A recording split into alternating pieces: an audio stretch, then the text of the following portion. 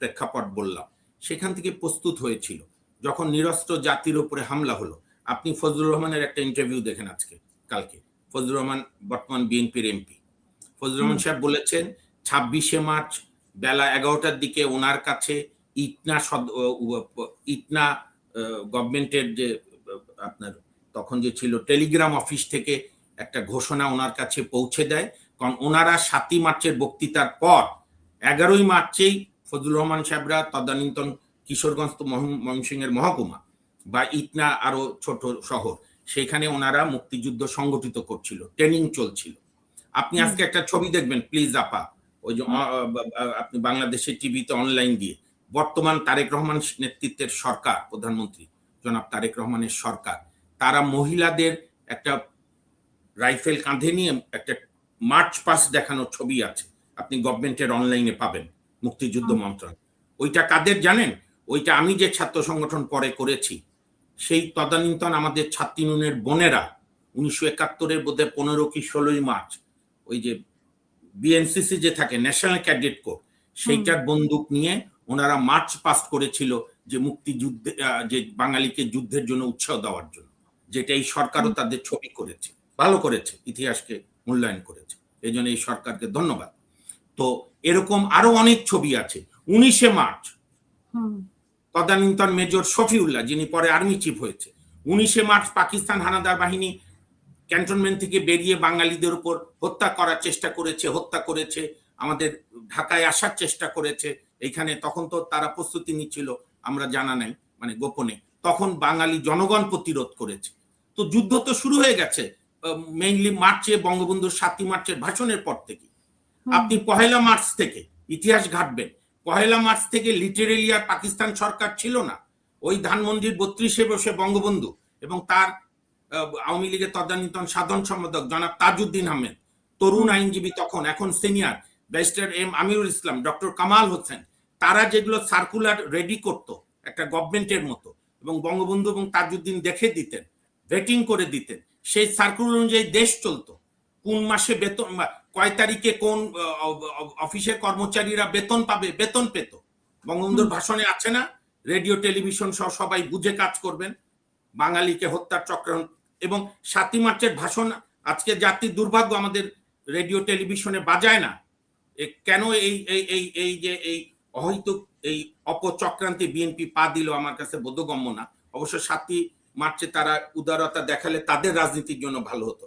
যাই হোক, Pakistan radio TV, অর্থাৎ পূর্ব পাকিস্তান রেডিও টিভি যখন হরতাল করলো, তারা 7ই মার্চে বঙ্গবন্ধুর ভাষণ 8ই মার্চে তারা প্রচার করলো, এবং বঙ্গবন্ধু রাত্রে যে ঘোষণা দিয়ে গেলেন, আজ থেকে বাংলাদেশ স্বাধীন, যতক্ষণ না শত্রু পাকিস্তানিরা পরাভূত হচ্ছে। আমি যেটা বলছিলাম, সেই ওয়ারলেসের বাণী ফজলুর রহমানের কাছে এসে পৌঁছে গেল, এবং ফজলুর রহমানের এই সাক্ষাৎকারটা আমি মনে করি সব বিতর্কের সহযুক্ত। তো পৌঁছে গেল, ওনারা তো সিগন্যাল পেয়ে গেছে। আর উনি 69 সালে মুজিব বাহিনীর নেতা হিসাবে শপথ নিয়েছে।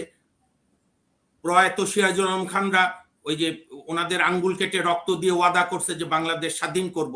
71-এ এই আপনার আসামর রওয়াব হাসানুল হক ইউনূস তদানীন্তন ছাত্রলীগ নেতারা পতাকা বানিয়েছে, সেই পতাকা বঙ্গবন্ধুর সামনে উত্তোলন হয়েছে। 2রা মার্চ পতাকা দিবস পালন করে বাংলাদেশের মানুষ সবাই, রাজাকার আলবদর বাদে। শাহজাহান সিরাজ আসামর রওয়াব পতাকা উত্তোলন করলো।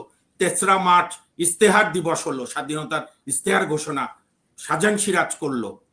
7ই মার্চে বঙ্গবন্ধুর যে ভাষণ, আপনি কোন দলের চিন্তা বাদ দিয়ে আপনি 7ই মার্চের ভাষণটা, বঙ্গবন্ধুর ভাষণটা শোনেন তো। এত এক্সটেম্পো, আনরিটেন এই ভাষণ বঙ্গবন্ধু কেন দিতে পেরেছিলেন? তার মেধার যোগ্যতা ছাড়াও তিনি 52-র ভাষা আন্দোলন থেকে যুক্ত হয়ে, এবং তিনি একটা অপশন রাখলেন, এই দাবি কয়টা মানো, তাহলে আমরা ভেবে দেখব পার্লামেন্টে বসবো কি বসবো না। এবং যে কারণেই পাকিস্তানিরা আমাদের ফাঁদে পা দিল। আমরা বিশ্ববাসীর কাছে বিচ্ছিন্নতাবাদী হতে চাইনি, আমরা বলেছি আমরা গণতান্ত্রিক ভাবে থাকবো। তারা যখন আমাদেরকে হত্যা করলো, বর্বর গণহত্যা চাপালো, বঙ্গবন্ধুকে গ্রেপ্তার করে নিয়ে গেল, তখন তাজউদ্দিন আহমেদের নেতৃত্বে আমরা মুজিবনগর সরকার, এই যে সামনে এপ্রিল মাস আসছে, 1000 বছর ইতিহাসে বাংলাদেশে ইতিহাসে বাঙালির প্রথম সরকার গঠিত হলো, যে সরকারের নাম মুজিবনগর সরকার, যার রাষ্ট্রপতি বঙ্গবন্ধু শেখ মুজিবুর রহমান, অস্থায়ী রাষ্ট্রপতি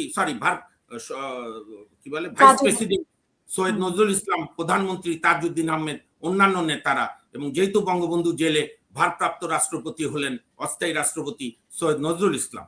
এর মধ্যে এক তরুণ মেজরের সাহসী কাণ্ড, এটাও আমাদের ইতিহাসের গর্বের অংশ।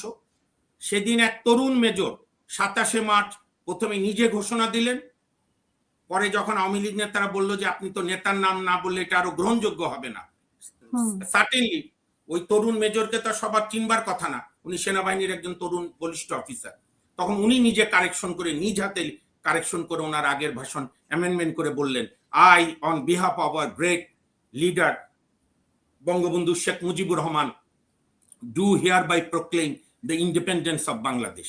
এবং 27 মার্চের এই ঘোষণা রেডিওতে, এটাও বীর মুক্তিযোদ্ধা বিএনপির এমপি ফজলুর রহমান বলেছে, এটাও উনি 27 তারিখ বিকালে ওনার বন্ধু শুনিয়েছে, এবং সেটা আরো উজ্জীবিত করেছে যে না, আমাদের সেনা অফিসাররাও বাঙালি জাতির এই সন্ধিক্ষণে যুদ্ধে নেমে পড়েছে। এবং মুক্তিযোদ্ধা জিয়াউর রহমানের অসাধারণ যুদ্ধের সাফল্যের জন্য আপনার বঙ্গবন্ধু তাকে বীর উত্তম, বঙ্গবন্ধু সরকার বীর উত্তম খেতাব দিয়েছে। আমাদের মহান মুক্তিযুদ্ধে আরেক বীর ব্রিগেডিয়ার, তখন মেজর বোধহয়, খালেদ মোশাররফ মাথায় গুলি খেয়েছিল, আপনি জানেন। 1.5 মাস তিনি ভারতে ট্রিটমেন্ট নিতে হয়েছে, সুস্থ হয়ে আবার যুদ্ধে ঝাঁপিয়ে পড়েছে। এবং ঢাকায় যে গেরিলা যুদ্ধ, ঢাকায় যে পাকিস্তানের বিভিন্ন অফিস আদালত উড়িয়ে দেওয়া, ভেঙে দেওয়া, মুক্তিযুদ্ধে মানুষকে উজ্জীবিত করা, সেই গেরিলা বাহিনীর সমন্বয়ক ছিলেন ব্রিগেডিয়ার খালেদ মোশাররফ। কর্নেল তাহের মুক্তিযুদ্ধে পা উড়ে গিয়েছে, পঙ্গু হয়েছেন, পাকিস্তান থেকে পালিয়ে এসে মুক্তিযুদ্ধ করেছেন। এরকম অসংখ্য বীর, রুমি, লক্ষ লক্ষ বীর মুক্তিযোদ্ধাদের আত্মত্যাগে আমাদের বাংলাদেশ। এই বিতর্ক, আপনি এইটাই স্বীকার করেন না যে এই যে 15 বছর মুক্তিযুদ্ধকে নিয়ে কসলাইতে কসলাইতে আওয়ামী লীগ মুক্তিযুদ্ধকে তিতা বানিয়ে ফেলেছে।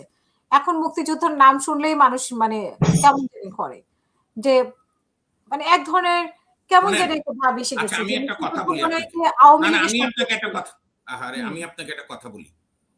এই যে 2005-এর 17ই আগস্ট ইসলাম রক্ষার নাম বলে, ইসলামী শাসন কায়েমের নাম বলে 2005-এর 17ই আগস্ট সারা বাংলাদেশের 63টা জেলায়, ইভেন আমাদের সুপ্রিম কোর্ট অঙ্গনেও, ওই যে জেএমবি, জঙ্গি ইসলামিক মৌলবাদীরা বোম ফুটিয়েছিল। পরবর্তীকালে 2 জন সহকারী জজকে হত্যা করেছিল। সারা দেশে মানুষ হত্যা করেছিল ধর্মের নামে। কিংবা যে আপনি যে লন্ডনে আছেন, সেখানকার আশপাশে বহু জায়গায় আইএস, যেটা ওই যে কি যেন নেতা, ইরাক যুদ্ধের পর যে আইএস গঠন করলো, ইরাক আর সিরিয়ার কিছু নিয়ে আইএস, তারা ধর্মকে ব্যবহার করে, ধর্মের নাম করে সারা বিশ্বে একটা বর্বরতা চালালো। তো এর জন্য কি আমরা ধর্ম ছেড়ে দেব যারা ধর্ম পালন করে? প্রশ্নই ওঠে না। আওয়ামী লীগ না, প্রশ্নই ওঠে না। মুক্তিযুদ্ধের সময় যে জামাত ইসলাম ধর্ম রক্ষার নাম করে পাকিস্তানি গণহত্যাকে সহায়তা করেছিল, আমার মা বোনকে গনিমতের মাল হিসাবে পাকিস্তানি বাহিনীর কাছে তুলে দিয়েছিল, আমাদের সূর্য সন্তান বুদ্ধিজীবীদের হত্যা করেছিল, যে পাকিস্তান রক্ষা হলে ইসলাম রক্ষা হবে। তো সেই জন্য কি বাংলাদেশের মানুষ ইসলাম ছেড়ে দিয়েছে? যারা ইসলাম ধর্ম পালন করে, মুসলমান যারা আরো গভীরভাবে ইসলাম ধর্ম পালন করেছে, কারণ ইসলামে আছে অন্যায়ের বিরুদ্ধে যুদ্ধ ন্যায়সঙ্গত। তো সুতরাং আপনি এটার সঙ্গে ওইটা যুক্ত করে তো লাভ নেই।